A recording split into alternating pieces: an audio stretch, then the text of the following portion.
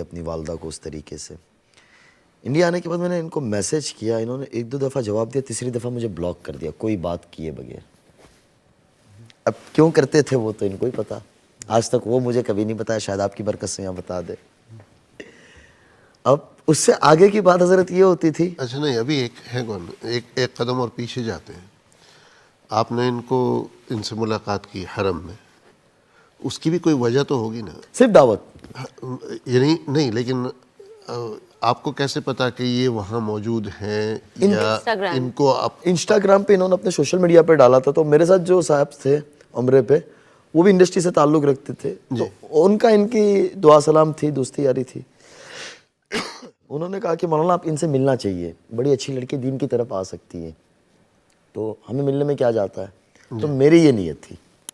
ठीक है, और आपको था कि he is coming through a reference? हाँ, for me it was okay, somebody is there, a random guy, so मैं मिल लेती हूँ। हाँ, मौलाना से मुझे पहले बहुत डर लगता था, मुझे लगता था आप फतवा दे देंगे मुझे। अल्लाह की पुलिस कहते थे। हाँ, अल्लाह की पुलिस कहती हूँ मैंने। मैंने कहा अल्लाह की पुलिस आ गई, भागो। शादी की तो मुफ्ती से ही की, अल्हम्दुलिल्लाह। मौलवी से भी नहीं की, मुफ्ती से की। अगर मौलवी अल्लाह की पुलिस है तो मुफ्ती तो अल्लाह का दरोगा हुआ। तब इतना डिफरेंस नहीं पता था अनफॉर्चुनेटली जी। सब दाढ़ी टोपी वाले मुझे मौलवी लगते थे, नॉर्मल इंसान भी मुझे वो भी मौलवी लगता था। बट फिर ये ब्लॉक करती थी हजरत, इन्हें कोई काम हो ना, कोई बात पूछनी हो, कोई दीनी बात हो या कोई मशवरा लेना हो, तो ये मुझे अनब्लॉक करे, बात पूछे, फिर ब्लॉक कर देवे। ये पूरा 2017 चलता रहा। ये भी बता दे कि क्यों आज ये क्या था वजह? हो ही रहा है। नहीं, बस ऐसी आई वाज स्कैर्ड कि अब ये कुछ बोल देंगे, अब ये कुछ बोल देंगे, तो अपनी मुद्दे का जवाब ले लो फिर बंद कर दो। तो 2018 के मौके पे हजरत हज के नहीं, लेकिन ब्लॉक करने से पहले अगर किसी से मतलब बातचीत चल रही है, चाहे वो मतलब यानी एक उस्ताद या मौलवी की शक्ल में जो भी है, तो उसको कम से कम बताना तो चाहिए कि भाई please don't contact me any more. हाँ, मुझे वो बोलने बुरा लगता था, पर ब्लॉक करना बुरा नहीं लगा। ब्लॉक वो इस तरह करते थे कि जैसे अभी बात पूछी है, शाम का वक्त है, मैंने जवाब दे दिया, इन्होंने जज़ाकल्लाह बहुत शुक्रिया। उसके बाद जब अगली दफ़ा मैं इनका नंबर खोलूँ तो मैं ब्लॉक हूँ। अब वो किस टाइम पे मैं ब्लॉक होता था वो मुझे नहीं पता था, फौरी हो जाता था या रात में होता था या सुबह होता था, वो नहीं पता होता था मुझे। तो कुछ इस पर इनका मसला हल करें। जी जी, मैंने बोल दिया उनको, मुझे डर वो आज तक लगता था। मुझे उसका जवाब सही मिला ही नहीं है जिससे मैं मुतमईन हो जाऊँ। 2018 के मौके पे हजरत मैं हज पे था, अल्लाह हरमैन बहुत ले जाता था अल्हम्दुलिल्लाह पहले से ही। तो हज के मौके पे हमारे एक बुज़ुर्ग हैं मातारी जुल साहब, मैंने उनको कहा, मैंने क्या एक लड़की है, तो आंटी मौलाना के घर में से जानते थे इनको कि हाँ वो स्नैपचैट वगैरह पे रखते रहते हैं, साफ़ी इंस्टाग्राम वगैरह के ऊपर। तो माँ का मेरी बात कराओ इनसे, तो मैंने माँ का कोई आया इनका, कोई अभी आखिरी कोई मूवी मैंने क्या जाती काफ़ी करती रहती है, तो उन दिनों में इनकी एक वेब सीरीज़ आई थी जिंदाबाद के नाम से, तो उसमें ये कोई अफसर बनी हुई थी, तो ये बंदे बड़े पिट रही है, उसका उस तरह से सूटा, मैंने कुछ चीज़ें दिखाई। मैंने इनको मैसेज किया कि मौलाना आपसे बात करना चाह रहे हैं, तो इनका 2-3 घंटे के बाद जवाब आया, जी जी यस। मैंने कहा मैं अनस हूँ, मुझे अनब्लॉक करो। वो नंबर भी ब्लॉक। मैंने क्या या अल्लाह खैर है। मैंने किया, मेरे साथ एक दोस्त था, मैंने कहा आपके पास व्हाट्सअप नंबर है ना सऊदिया का, वो मुझे दे दे, फिर आप ले लेना। मैंने एक मौलाना से वीडियो बनवाया, मैंने इनको भरोसा तो हो कि मैं बंदा सही हूँ।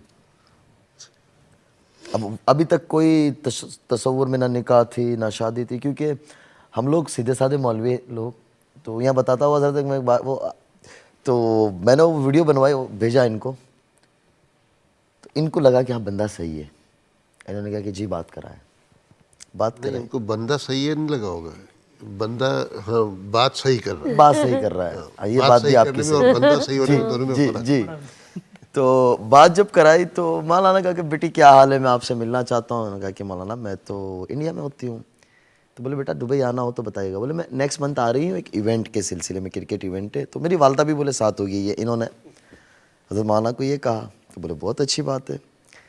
उन दिनों में 2018 का हज अगस्त के आखिरी दिनों में था, सितंबर आया, सितंबर की 25 तारीख तय हुई थी, 20 को मौलाना की तरफ से पैगाम आता है कि भाई मैं घर वालों के साथ आ रहा हूँ। मैंने इनको मालूम किया, तो उसके बाद मैं ब्लॉक नहीं हुआ, शुक्र है, उस बात कराने के बाद। तो हैवी वेट हो गए ना। हाँ, ये रेफरेंस ज़्यादा बड़ा था। तो उसके बाद ये हुआ कि मैंने इनको क्या बोले, मैं तो आ गई हूँ, दुबई में ही हूँ और मेरा कल इवेंट हो जाएगा, उसके बाद 2-3 दिन मैं फ्री हूँ, तो किस वक्त मिलना है? मैंने क्या 25 तारीख को ज़ोहर की नमाज़ के बाद। माँ ने मुझे कहा कि आप भी आ जाएं, मैं भी चला गया। तो ये अपनी वालदा के साथ, इनकी दोस्त के साथ मिलना ही, मौलाना अपने घर वालों के साथ थे, तो मौलाना इसको मिले, बड़ी हंसी मजाक 2-2.5 घंटे हो गया था, हंसी मजाक सारी चीज़ें होती रही। हम लोग साथ ही बाहर बैठे रहे दूसरे कमरे में, और मौलाना ने इनको कुछ हदिया वगैरह दिया। ये रुखसत हो गई। ये अपने उसी लिबास में आई थी जो इंडस्ट्री का लिबास यानी था, लेकिन सर पे वो हल्का सा दुपट्टा, जो दुपट्टा बार बार गिर जाता है। जी, दुपट्टा। हाँ, दुपट्टा जो बार बार, दो पट्टा। हाँ, तो वो बार बार गिर जाता था। मैंने क्या, आप उसका इतना ज़्यादा मैंने क्या ख्याल ना करें, कोई बात नहीं, गिर जाने दो, कोई बात नहीं। मैंने इनको रिलैक्स रहो, मैंने कहा मौलाना भी हमारी तरह ही है। मैंने क्या, मौलाना ने कोई दीन की बात नहीं की इनसे, सिर्फ हंसी मजाक। ये मुझे जानने लगी, मुझे कहती है यार बहुत अच्छे मौलाना है ये। मैंने कहा क्यों? बोले यार इनको तो इंडस्ट्री का भी बारे में काफ़ी कुछ पता है। मैंने क्या, ऐसा ही है। हज़रत अक्टूबर आ गया, मैं भी इंडिया आ गया। नवंबर में मैं शेरोज़े जमात में था, तो मैं ऐसे सोया हुआ था। हमारे अंकलेश्वर के पास एक इलाका है उमरवाड़ा, एक गांव है छोटा सा, अंकलेश्वर और ये पानोली के दरमियान। तो एक पुरानी सी मस्जिद थी, उसमें मैं लेटा हुआ था। मौलवी साहब का मैसेज आता है, बिस्मिल्लाहिर्रहमानिर्रहीम, अस्सलाम वालेकुम। मौलाना का मेरे ऊपर, बेटा मेरा दिल बड़े सरे सदर है, अगर तुम्हारा सना के साथ निकाह हो जाए तो बड़ी अच्छी बात होगी। एक लड़की जहन्नम के रास्ते से जन्नत के रास्ते पे आ जाएंगे, अल्लाह उसके रसूल बड़े खुश होंगे। मैंने हज़रत मैं ऐसे लेटा हुआ था ना, मैं ऐसे उठ गया झटके से, लेकिन मुझे ये समझ में नहीं आ रहा ये कौन सी सना। ऐसा मैसेज सुन के तो मुर्दा भी जो है बिल्कुल ऐसा ही। तो मुझे समझ में ही नहीं आवे कि ये कौन सी सना। मैंने मौलाना को लिखा, हज़रत हज़रत, मौलाना ने मुझे कहा, फ़ोन किया, बोले वही सना खान। मौलाना ने फ़ोन कट करके रख दिया। मैंने कहा या अल्लाह, मैं अब कैसे बात करूँ, मैं तो इसको बाजी कहता हूँ। तसव्वुर में भी नहीं था ना, क्योंकि हज़रत मैं एक बात बताता हुआ चलो, जो पहले कहने लगा था, मैंने कहा ये सुनाऊंगा निकाह के पैगाम के बाद तो अच्छा लगेगा। हमारे उस्ताद होते थे, वो कहते थे, मदरसे के तलबा होते हैं ना, कभी कोई जगह गलती कर दी, कुछ हो गया, कोई शिकायत आ गई, तो वो कहे कि भाई ऐसा क्यों काम करते हो। हम लोग रखते दाढ़ी, हमारी शक्लों के ठिकाने नहीं होते, पायजामे हमारे ऊँचे पहनते हैं, हम लोग कुर्ता पहनते हैं और खाते हैं बैंगन, कड़ी खिचड़ी, ये सारा खाना खाते हैं हम। तो बोले हमें तो लड़का भी ना देखे तो लड़कियों के पीछे क्या पड़ना। बोले जब मुकद्दर में अल्लाह देगा तो कर लेना निकाह, वरना घर में खामोश बैठे रहना। तो मुझे मेरे उस्ताद की बात याद आ गई। मैंने कहा यार, मैं एक छोटे इलाके के रहने वाला, बड़ा अंकलेश्वर एक छोटा सा शहर है, यहाँ से शुरू होकर वहाँ ख़त्म हो जाता है। मैंने क्या, या अल्लाह मैं कैसे बात करूँ और क्या करूँ, मुझे कुछ नहीं समझ आ रहा है। हज़रत दोपहर का वक्त था, असर गुजर गई, और मैंने कहा मैं किससे मशवरा लूँ ये बात का। तो हमारे एक बड़े अजीज़ दोस्त, वो मेरे साथ थे पढ़ने के ज़माने के साथ ही। मैंने क्या यार वो सना नहीं है? बोले कौन सना? मैंने क्या वो सना खान? बोले हाँ। मैंने क्या उनसे निकाह की बात है ये? बोले किसने की? मैंने क्या मौलाना साहब ने। बोले तेरा दिमाग ख़राब है, तू किधर वो किधर? बोले मैंने क्या क्यों? बोले बिल्ली के ख्वाब में छिछड़े, बोले सुना है कभी? मैंने क्या हाँ। तो बोले अपनी शक्ल तो देख। मैंने कहा बात तो तुम्हारी सही है, मुझे भी नहीं समझ आ रही है, लेकिन वो मौलाना साहब भी तो कोई बच्चे नहीं है ना। अब मैंने मौलाना को कहा, मैंने कहा मैं कैसे बात करूं? तो मौलाना मुझे फिर आगे रहनुमाई फरमाई कि आप इन्हें कहें कि अब अपना घर आबाद कर ले, निकाह कर ले, कोई अच्छा लड़का देख के। अगर कोई लड़का हो तो हमें बताए तो मैं भी बात कर सकता हूँ, और कोई ना हो तो मैं तलाश भी कर सकता हूँ, और आप मेरे बारे में भी सोच सकती हो। अब मैंने क्या इनसे कहूँ मैं कैसे? हज़रत उस दिन मैंने पता नहीं अवाबिन भी पढ़ ली, जितनी नवाफिल पढ़नी थी पढ़ ली, सदका भी दे दिया, काफ़ी चीज़ें की मैंने कि अल्लाह कोई रास्ता खोलो, कोई जहन में कोई ऐसी बात। ईशा के बाद मेरे जहन में आया कि मैं इनको मैसेज करता हूँ। अब हज़रत मैं निकाह की बात करने लगा हूँ, मेरी अकल यानी लंबी थी भी नहीं, और वो क्या कि वे एक शौक़ भी था और खुशी भी थी। तो मैं इनको कह रहा हूँ, मैंने कहा बाजी आपसे कुछ बात करनी है। बात करने लगा हूँ निकाह की और बाजी लिख रहा हूँ। तो शुरू में मेरे पे बड़े वो हुए कि यार आप बाजी। मैंने कहा यार हमें तो पता थोड़ी ना था कि ये अल्लाह ताला ने मेरे मुकद्दर में लिखा हुआ है ऐसा आगे।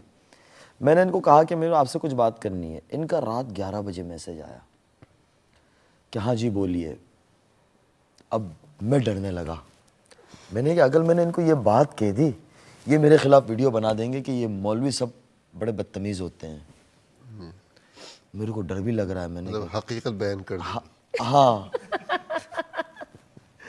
उसके बाद अल्लाह मियां ने मेरे दिल में डाला, मैंने कहा एक काम करता हूँ, ये 2 वॉइस नोट मैं सीधे इन्हें भेज देता हूँ। मैंने वो वॉइस नोट मौलाना साहब के इनको भेज दिया, नीचे लिख दिया, मैंने कहा मैं नहीं कह रहा हूँ, मौलाना कह रहे हैं ये बात को। और फिर मैंने फ़ोन बंद कर दिया। और फजर से पहले मैं उठा मस्जिद में, मैंने ताजुद वाजुद पढ़ी, अल्लाह मियां से दुआ हुआ करके मैंने देखा तो इन्होंने हंसते हुए सिंबल मुझे भेजा हुआ था। मैंने कहा चलो पहला मरहला तो गुजर गया। खैर नवंबर इस तरीके से गुजर गया। दिसंबर में मैं कहीं सफ़र पे था, दुबई में था। मौलाना साहब का कहीं आगे सफ़र था, कनाडा जा रहे थे, तो उनका स्टॉप था। मौलाना साहब ने इनको फ़ोन किया कि बेटा आपकी आंटी भी साथ है, अगर आप आ जाए तो बड़ी अच्छी बात होगी। तो इनका कोई सूट था उस दिन और घर में कोई शादी की तकरीब भी थी, तो वो दोनों चीज़ें छोड़कर ये एक दिन के लिए मौलाना को 2 घंटे के लिए मिलने आई। अब मैं मौलाना के एक बड़ा स्वीट था, उसके अंदर एक कमरा था, वहाँ मैं बाहर कमरे के बाहर खड़ा हूँ। मौलाना साहब के बेटे और हमारे कुछ दूसरे दोस्त अहबाब, तो मैं खड़ा हूँ। तो उन लोगों को मैंने बताया था कि मेरा इस तरीके से इनसे रिश्ते की बात हुई है। तो वो लोग सारा मेरी मजाक बना हुआ। बोले तेरा दिमाग ख़राब है, तुझे इंग्लिश, मुझे इंग्लिश नहीं आती, अंग्रेज़ी मुझे इतनी तब तो बिल्कुल नहीं आती, अब थोड़ा बहुत ये मेरी उस्ताद बने हुए हैं। मैंने कहा कुछ तो आप उस्ताद बन जाए। तो वो लोग सारा मस्ती मजाक मेरे से करें कि यार तेरा कैसे होगा, तू सोच तो सही। मैंने कहा बात तो सही है, मेरा चेहरा जब मैं खुद शक्ल आईने में देखता हूँ शीशे में तो मैं कहता हूँ कभी मुमकिन नहीं है। लेकिन इतना था कि अल्लाह से मैं मांगता था, रोज़ाना 2 नफल पढ़ गए। जिस दिन से ये बात आई उस दिन से लेके 2020 2 साल, लेकिन वो 2 सालों के अंदर और वैसी नफलें कभी पहले नहीं पड़ी। पहले कभी नहीं पढ़ी और उस दिल के साथ भी नहीं पढ़ी। अल्लाह माफ़ फरमाए। वो कहते हैं ना अल्लाह के लिए दुनिया भी मांगते अल्लाह दे देता है, तो अल्लाह के लिए हमें अल्लाह से बड़ा ही मांगना, आखिरत मांगनी चाहिए, बड़ी जन्नत मांगनी चाहिए। मौलाना साहब ने पीछे पलट के इनसे कोई बात नहीं की। मैं इनको पूछता हूँ कोई बात हुई, तो कहते नहीं कोई बात नहीं हुई। अब मेरी हिम्मत इनको फेस करने की नहीं हो रही है। 2019 दाखिल हो गया, इनके कुछ अपने मसाइल थे। रमज़ान दोबारा आया, उस साल रमज़ान में उम्रे पे नहीं थी। मैं हरम जाने लगा तो इन्होंने कहा, मैसेज आया कि मुझे आपसे कुछ बात करनी है। मैंने कहा जी बोलिए। अब इन दिनों में रमज़ान के अंदर ये माशाल्लाह ना सूट करती थी ना कुछ चीज़ करती थी, ये एक मामूल था इनका हर साल का। हर साल का। पहले भी कुछ चाहे जितना पैसा मिले, जितना लंबा कॉन्ट्रैक्ट हो, ये नहीं साइन करती थी। तो इन्होंने मुझे कहा कि यार मैं कब्र को ख्वाब में देख रही हूँ 2-3 दिन से और मुझे कुछ समझ नहीं आ रही है, लेकिन एक अच्छा देखा है कि एक अच्छी कब्र भी देखी है, लेकिन पहले 2 दिन बहुत बुरी तरीके से मैंने देखा है। मैंने कि अल्लाह से मांगती रहो, अल्लाह ताला आपके लिए रास्ता खोले और अल्लाह ताला आपके लिए खैर के फ़ैसले करे और आप अल्लाह ताला आपसे इंसानियत की खिदमत और दीन का काम ले दुनिया के अंदर। मैंने कहा आपके अंदर अल्लाह ने जो मैं समझा सकता था, मैंने 10-15 मिनट में ये बात की। अब हमारे वो निकाह के सिलसिले की कोई बात नहीं हुई, ना इन्होंने मुझे की ना मैंने इनसे की। 19 का हज का मौका आया दोबारा, तो 19 के हज के मौके के ऊपर अरफात के मैदान में मेरा एक मामूल होता था कि मेरा ज़रा जितने इंडस्ट्री के दोस्त अहबाब है या इस तरीके से मैं उन्हें अल्लाह के घर से मक्के से याद कर लूँ, मैं एक फ़ोन कर लूँ, एक छोटा सा भी कॉल कर लूँ। इसलिए कह रहा हूँ कि माशाल्लाह अल्लाह के घर में दुआएं कबूल होती है, तो हमें वहाँ जाकर आमतन हम फजूल चीज़ों में वक्त गुजार रहे होते थे, जब हो तो कम से कम हम हमारे अजीज़ व क़रीब को याद कर लेना चाहिए। तो मेरी वो एक आदत होती थी। तो मैंने एक अरफात से वीडियो बनाई ऐसे, मैंने क्या अल्लाह ताला आपको इस जगह पर लेके आए अरफात के दिन, और फिर मैं एहराम वगैरह से फ़ारिग हो गया। उसके बाद मैंने वीडियो इनको भेज दी, तो इन्होंने कहा मेरे लिए बहुत दुआ करना। मैंने कहा आपके लिए बहुत दुआएं की, अल्लाह ताला आपके लिए खैर के फ़ैसले करेंगे। उन दिनों में मैंने कॉन्ट्रैक्ट साइन किया स्पेशल ऑप्स के नाम से। हमारे इंडिया के अंदर वो पार्लियामेंट के ऊपर जब मसाइल हुए थे तो उस पर इन लोग काम कर रहे थे, कि वेब सीरीज़ बनाई थी जो, तो उसकी इन्होंने शूट के लिए वो जॉर्डन जा रही थी। ये मुझे इतना पता था कि ये जॉर्डन जा रहे हैं। 2019 रमज़ान के हज के बाद नवंबर में मौलाना अहले खाना के साथ उम्रे पे तशरीफ़ लाए और मैं भी अल्लाह के शान हरमैन में था। तो मैं मौलाना के पास बैठा हुआ था, मौलाना की तबीयत ठीक नहीं थी। तो मौलाना कहते सना का बेटी का क्या हाल है? मैंने कहा सर ठीक है, वो जॉर्डन में। मेरे दिल में फिर उम्मीद की किरण मुझे फिर नज़र आई, गुलदस्ता आ गई। जी। मैंने ऐसे करके फ़ोन निकाला ठक ठक करके मैंने कहा हज़रत बात कराओ, बोले जी बात कराओ। मैंने नियत की, मैंने कहा आज मैं जाके 200 रियाल सदका करूँगा। मुझे याद है। वहाँ भी कंजूसी। हाँ 200 रियाल, अभी तक पक्का नहीं। 200 रियाल हज़रत हम इंडियन के लिए बहुत बड़ा पैसा है ना। नहीं, लेकिन 500 रियाल का भी तो मैंने 200 रियाल, क्योंकि मैंने ऐसे फ़ोन निकाला तो 100 की 2 आ गई। मैंने कहा ये दोनों सदका कर दूंगा मैं। अब मौलाना ने इनसे बात की, बेटा क्या हाल है? इन्होंने कहा हज़रत ठीक हूँ, ये है वो है। मैंने कहा कि मैं मुफ्ती साहब के साथ कुछ आपको हदिया भिजवाऊँगा, कबूल करिएगा, अल्लाह आपकी मदद फरमाए। कोई बात नहीं की उन्होंने मेरे से, ना इनसे कोई बात की उस मौजू के ऊपर। मैं मौलाना को देख रहा हूँ, मैंने क्या ना पहले तो जाके 200 रियाल सदका कर दे तो आगे अल्लाह मालिक है। नवंबर गुजर गया, दिसंबर गुजर गया, जनवरी गुजर गया, 2020 स्टार्ट हो गया। फरवरी में फिर मैं एक हमारे बुज़ुर्ग के साथ जिनसे मेरा इस्लाही ताल्लुक़ है, मैं उम्रे पे था, तो इनके मुझे मैसेज आ रहे थे, इनके कुछ मसाइल थे, उस पर इन्हें बात करनी थी। इत्तेफाकन मेरा फ़ोन बंद था और मैं हरम नबी शरीफ में था। जब मैं बाहर निकला मैंने देखा इन्होंने मुझे बहुत ज़्यादा मैसेजेस किए हुए थे और 8-10 कॉल थी, और उन्होंने मुझे कहा कि अगर आज आपने रिप्लाई नहीं दिया मुझे भी 2 घंटे में, तो आज के बाद मैं किसी मौलवी पे भरोसा नहीं करूँगी। मैंने इसको बाहर निकला, सलातो सलाम पढ़े, बाहर से वीडियो रोज़े रसूल से बनाया, अस्सलाम वालेकुम, मैंने कहा मैं यहाँ हूँ, इतना बोल के फिर मैंने कहा अल्लाह की बंदी मैं हरम में था, फ़ोन बंद था, नेटवर्क नहीं था और कोई बात नहीं है। खैर वो बात होगी। 2-3 दिन के बाद मेरी इंडिया वापसी हुई। बम्बई में इन्हें एक जगह पे मुलाकात हुई मगरिब के बाद, 10 मिनट के लिए इनके कुछ मसाइल थे, उस पर बात की। मैं चला गया गुजरात। सहारनपुर से हमारे एक बुज़ुर्ग तशरीफ़ लाए थे उन दिनों में, तो मैंने उन बुज़ुर्ग से ऐसे ही दुआ के लिए कह दिया। मैंने कहा दुआ करना, एक रिश्ते का ऐसा आया था 2 साल पहले, लेकिन कोई बात चली नहीं, लेकिन अभी दोबारा वो बात ज़िंदा होने को लग रही है, तो आप दुआ फरमा दीजिएगा। हमारे बुज़ुर्ग बहुत भूले भाले, बड़ी उम्र वाले, उनको फ़ोन का भी पता नहीं, फ़ोन भी नहीं उनके पास। बोले अल्लाह मदद करे आपकी, बस इतनी उन्होंने मुझे कहा। मैंने कहा दुआ करते रहिएगा। इत्तेफाकन हज़रत लॉकडाउन लग गया 2-3 दिन के बाद, तो मुझे कुछ मेरे दोस्त अहबाब जो हैं इंडस्ट्री से जुड़े, वो कहते हैं कि लॉकडाउन में 2 का ही फ़ायदा हुआ है। एक आपका फ़ायदा हुआ, एक हमारे अंबानी साहब बड़े बिजनेसमैन है, बोले उनका पोता पैदा हुआ तो जानशीन बना, उनका फ़ायदा हुआ है, बाकी सबका नुकसान हुआ है। तो लॉकडाउन अल्लाह ताला ने मेरे लिए नेमत बनाया। अब लॉकडाउन के अंदर ये मेरे से थोड़ी सी बातचीत ज़्यादा होने लगी। जैसे इन्होंने बताया कि रमज़ान होना शुरू हुआ, तो मेरे दिल में यह आया कि 100 चूहे खा के बिल्ली हज को चली। पहले सोच थी जो हम पढ़ते हैं किताबों में कि हर आदमी के लिए हुस्न ज़न रखना चाहिए और हमारे गुमान को अच्छा रखना चाहिए। मैंने अल्लाह से बड़ी उसके बाद माफ़ी मांगी, तौबा की, इनसे भी माफ़ी मांगी कि हमें बदगुमानी बहुत बड़ा जुर्म है, बदगुमानी नहीं रखनी चाहिए। कब अल्लाह किसी से क्या काम ले ले हमें पता नहीं है। ये मुझे रमज़ान में कहे कि मुझे आपसे कुरान पढ़ना है, आप जब पढ़ते हैं। मैंने कहा ठीक है, फ़ोन चालू रख देना, हमारा क्या चला जाना है। तो ये पढ़े रात भर। और लॉकडाउन में ये था कि हम भी घर में। ये मुझे फ़जर के बाद के वाक़यात सुनाओ, क्या स्टोरी है रमज़ान की, क्या दास्तान है। अब मैं इन्हें सुनाऊँ 9 साढ़े 9 बजे तक, ये सो जावे 9 साढ़े 9 बजे। मेरे वालिद साहब का मैं एक बेटा, मेरी 3 बड़ी हमसीरा 3 बहनें, उनकी शादी हो गई। तो मेरे वालिद साहब तबलीगी आदमी, थोड़े से सख्त मिजाज के हैं।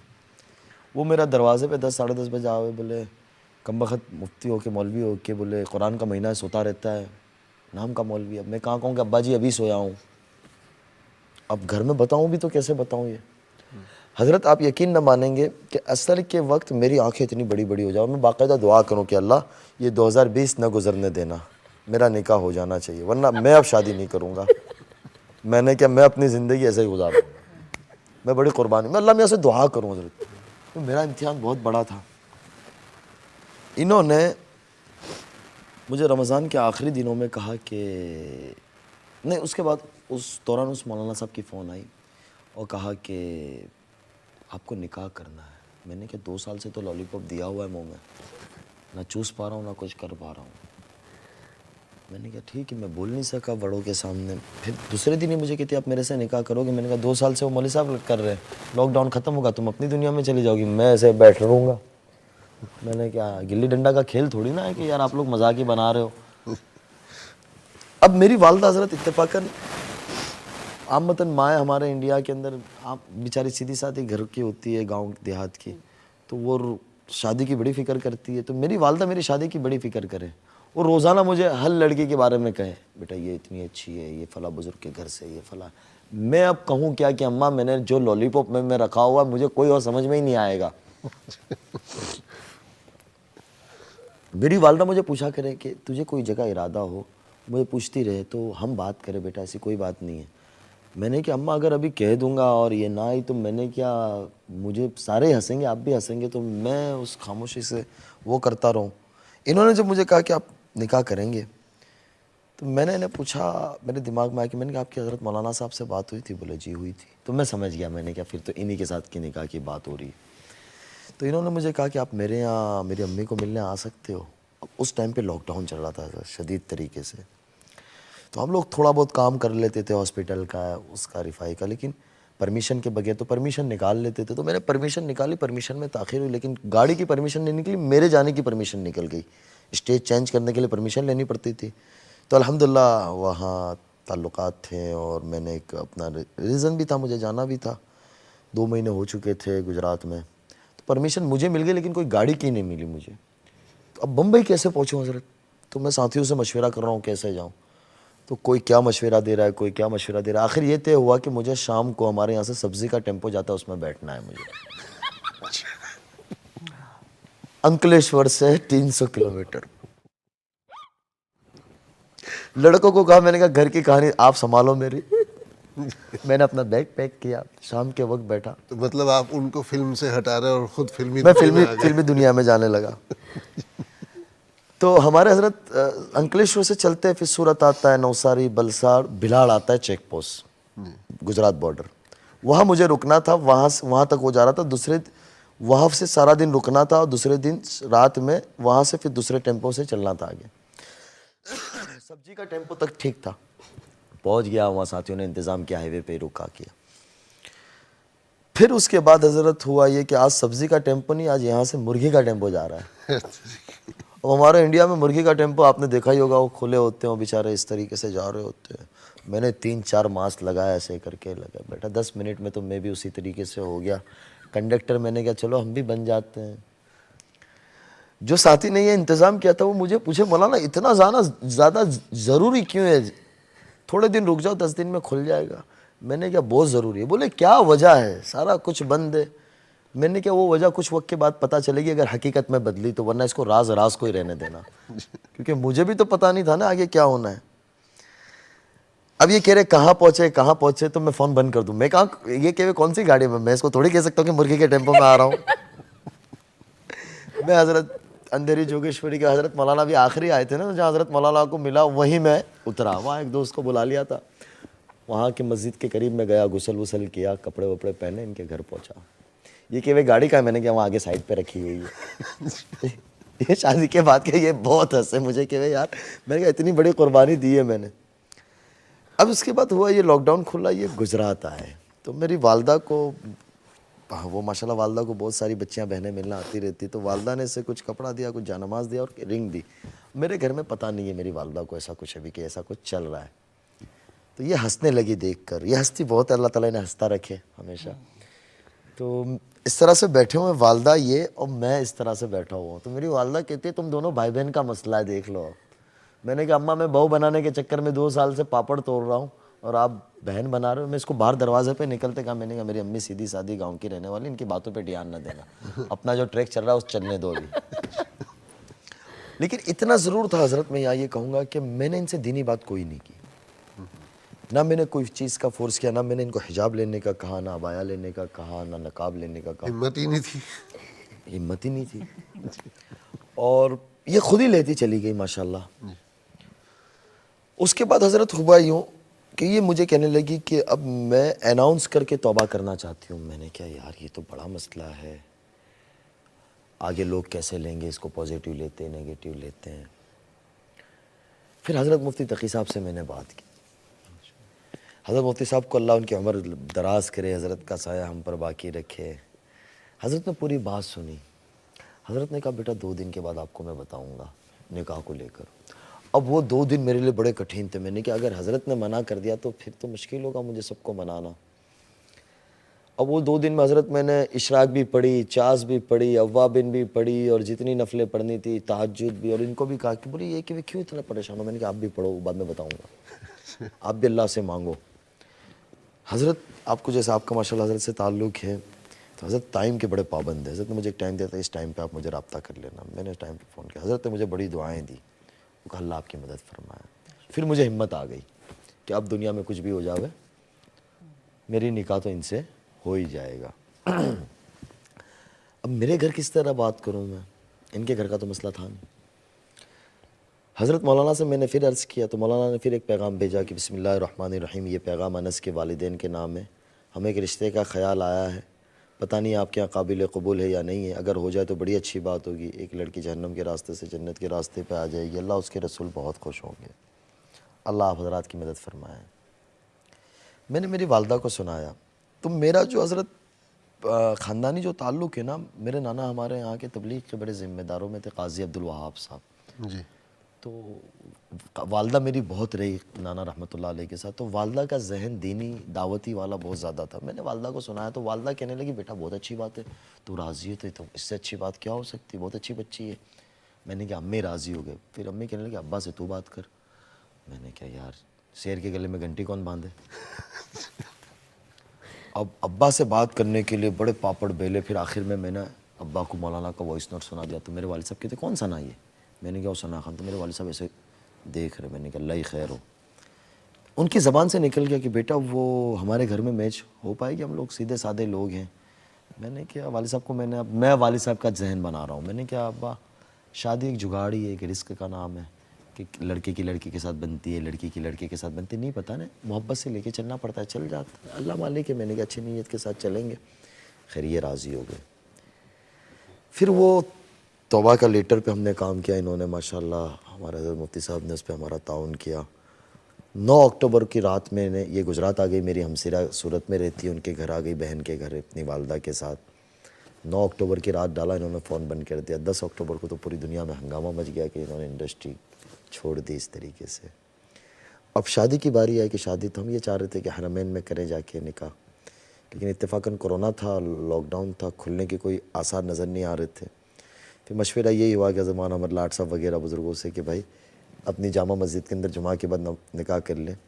इन्होंने अपने सारे ख़ानदान दोस्त, इस पर एक हज़रत एक बड़ी हंसने वाली बात सुनाऊँ मैं आपको।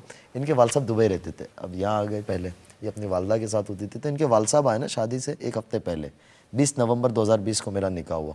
तो मैं बम्बई गया था लेने, एयरपोर्ट से मैंने लेके घर छोड़ा इनके, मैं चला आया, 1.5-2 घंटे में वापस हो गया। इन्होंने अपने वालिद साहब से कहा कि ये आपका दामाद है, आपको किसी को बताना नहीं, कौन है क्या है कुछ नहीं बताना है। इन्होंने अपने किसी दोस्त को यानी सुगंध भी नहीं आने दी हज़रत, खुशबू भी नहीं आने दी। और अब निकाह हो चुका था? नहीं, निकाह नहीं हुआ था, अच्छा नहीं होने वाला था। तैयारियां चल रही थी। और इनके रिश्तेदारों को इन्होंने कहा कि बेंगलोर में निकाह है, लड़का बेंगलोर का है। इन्होंने सबका रुख उस तरफ मोड़ दिया। जब इन्होंने सबको टिकटें भेजी गुजरात आने की, उस रात पता चला कि गुजरात में है सूरत के पास, और फिर वहाँ लड़के गाड़ियाँ लेके लेने गए थे।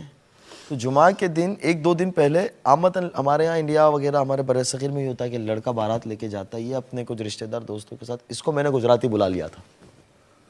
2 दिन पहले जब मैं इनको लेने गया तो मैं दूसरी गाड़ियों में था और ये अपनी गाड़ी में माशाल्लाह ड्राइविंग खुद अच्छी कर लेती है, तो कि मैं अपने वालिदैन को लेके मैं अपनी गाड़ी से चलूँगी। मैंने ठीक है, आगे पीछे गाड़ियाँ थी। तो अब ये मेरे से जब बात कर रही थी ना, कहीं रुके तो ये इस तरह से बात कर रही थी। तो इनके वालिद साहब इनको पूछते हैं, मैं एक जगह चाय के लिए रुका नवसारी बलसाड़ के पास। इनके वालिद साहब कहते ये लड़का कौन है, बहुत ज़्यादा तुम्हारे से क्लोज हो रहा है।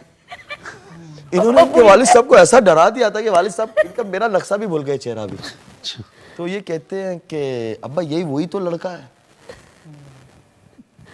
ये आ गई। खैर दूसरे दिन निकाह हुआ और फिर सारी दुनिया में जिस तरीके से हंगामा, लेकिन अल्हम्दुलिल्लाह अल्लाह का बहुत शुक्र है, हज़रत इन्होंने बहुत साथ दिया और बहुत बड़ी क़ुरबानी दी, क्योंकि वो बम्बई की दुनिया ऐसी चकाचौंध है हज़रत की, बहुत मुश्किल है उससे पीछे आना, क्योंकि इतनी सारे आराई से दुनिया है, आराई से ज़िंदगी है। अल्लाह इन्हें जज़ाए खैर दे। अब तो हज़रत कभी कभी ये लगता है कि मैं बॉलीवुड में था, ये मदरसे में थी। आमाल में माशाल्लाह ये बहुत आगे हैं, मुताला हर चीज़ के अंदर। दुआ फरमाइएगा। अब आप आगे, मैंने तो यार दास्तान सुना दी। माशाल्लाह। मैंने इनको दरमियान में कहा था कि आप कुछ कहना चाहें तो कह सकते हैं, कुछ कह दिया। ये मेरी बहुत बड़ी गलती थी। लेकिन बहरहाल आज माशाल्लाह वो बातें सामने आ गई जी जो माशाल्लाह। जो शायद यानी 2 साल से लोग सुनना चाह रहे थे, तो मैं अपनी सआदत भी समझता हूँ कि ये